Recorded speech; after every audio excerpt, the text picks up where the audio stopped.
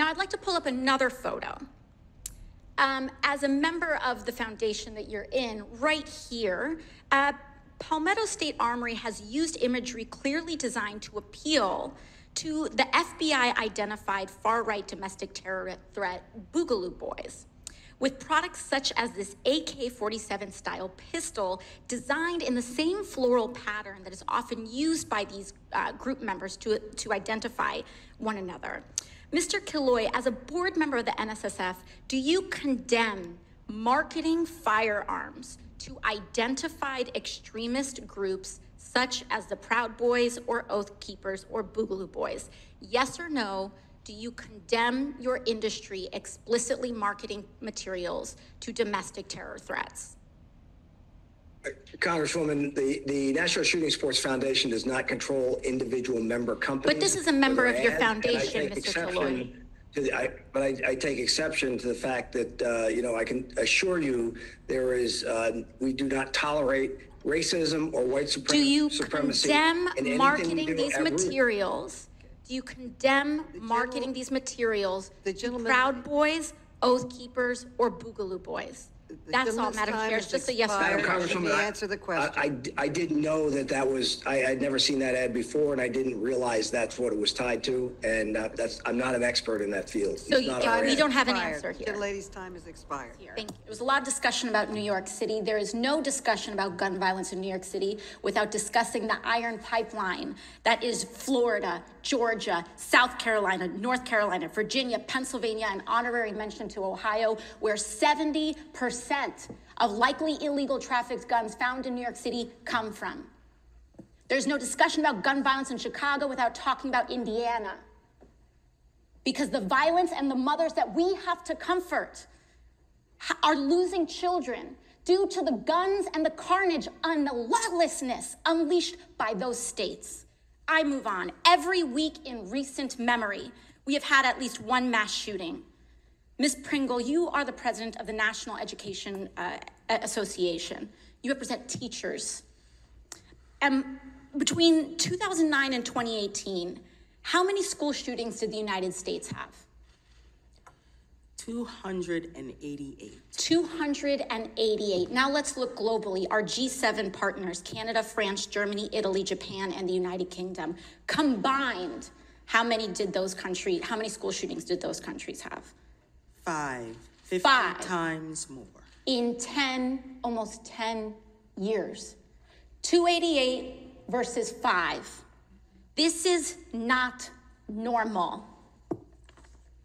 Not only is it not normal, it is internationally embarrassing and delegitimizing to the United States. Because for all the billions and trillions that this body authorizes in the name of national security, we can't even keep our kids safe from their schools being turned into a war zone. I want to talk a little bit about political newsletters, because those are very targeted towards members of Congress, chiefs of staff, and other policymakers here on the Hill.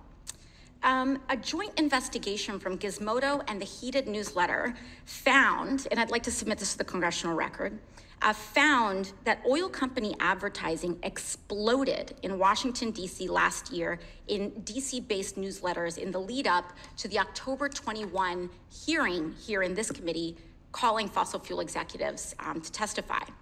For example, between October 1st and October 22nd of 2021, 100% of Politico's morning energy newsletters were sponsored and funded by the fossil fuel industry.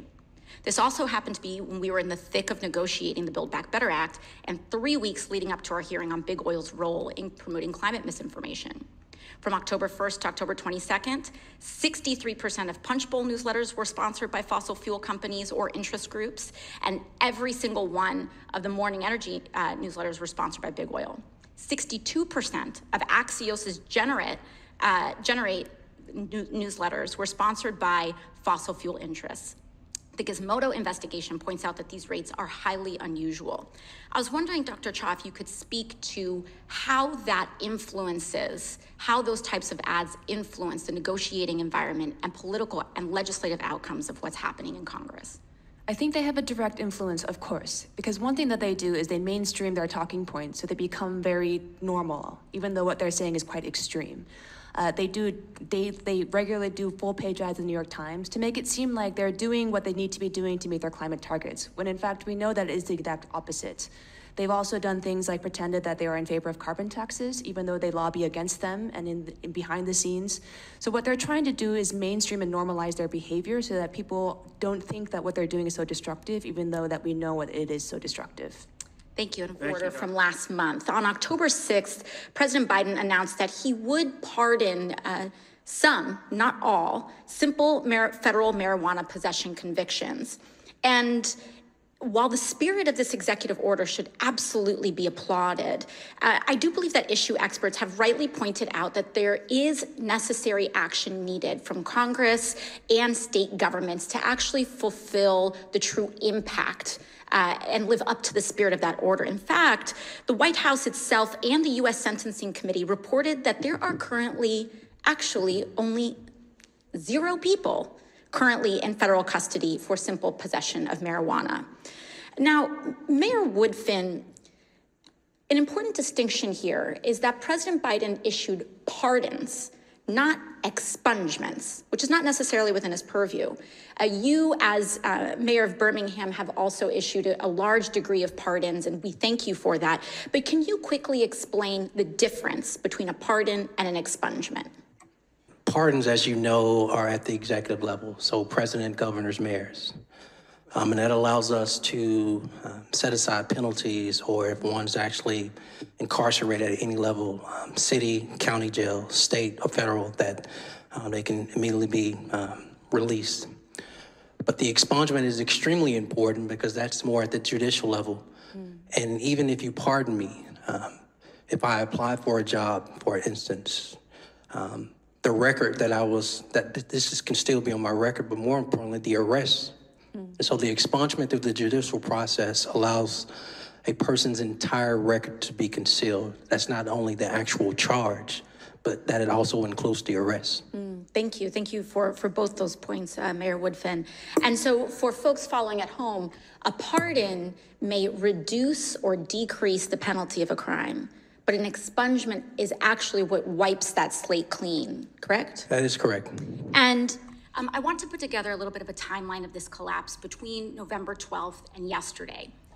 On November 2nd, we have CoinDesk leaking these balance sheets. On the 8th, Binance signs a non-binding letter to acquire FTX, and Bankman-Fried freezes or pauses withdrawals from FTX. I would like to submit to the record your declaration to the U.S. Bankruptcy Court, or FTX's declaration to the U.S. Bankruptcy Court that was filed yesterday.